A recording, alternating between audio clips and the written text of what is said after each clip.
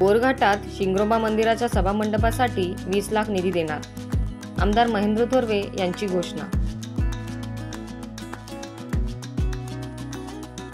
खंडाळा घाटाचे जनक म्हणून ओळखले जाणाऱ्या वीर हुतात्मा शिंगरोबा देवाचा उत्सव 1 मे रोजी मोठ्या उत्साहात साजरा करण्यात आला।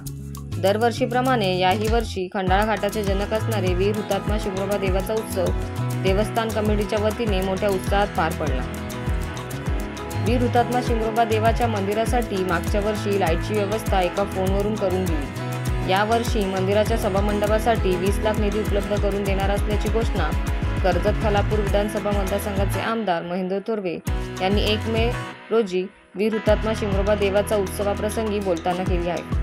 त्यांनी लाईट आपण देऊ शकलेलं नाही आतापर्यंत, आणि गेल्या वर्षी तात्काळ मी या व्यासपीठातून उतरलो, गाडीत बसलो आणि MSCBला कॉल केला, कोणत्याही परिस्थितीमध्ये शिंगरोबाच्या मंदिरामध्ये लाईट लागली पाहिजे त्याचं नियोजन करा, हे सांगणारा आमदार या ठिकाणी उपस्थित आहे। आजही बालू आखाडेंनी मला या ठिकाणी पुन्हा एकदा कानात सांगितलेलं आहे, या मतदारसंघासाठी आतापर्यंत मोठा भरीव निधी या विकासासाठी आपण उपलब्ध करून दिलेला आहे।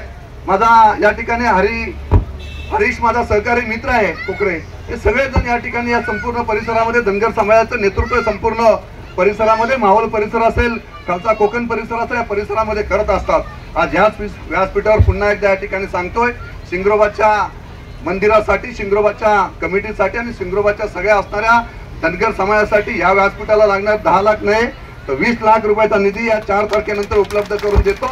एक सभामंडप या ठिकाणी होऊ द्या, जेणेकरून या सभामंडपामध्ये येणारा भक्त असेल, प्रत्येक येणारा माझा धनगर समाजाचा असणारा घटक असेल, तर खाली गेल्यानंतर वरती जात असताना या ठिकाणी नतमस्तक होईल, या ठिकाणी विसावा घेईल अशा पद्धतीची वास्तू हरीश तुम्ही या साऱ्यांनी एकत्रपणे येऊन धनगर समाजाच्या माध्यमातून उभी राहावी, याच गोष्टीचा मला सार्थ अभिमान असेल का तुम्ही ही वास्तू लवकरात लवकर उभी।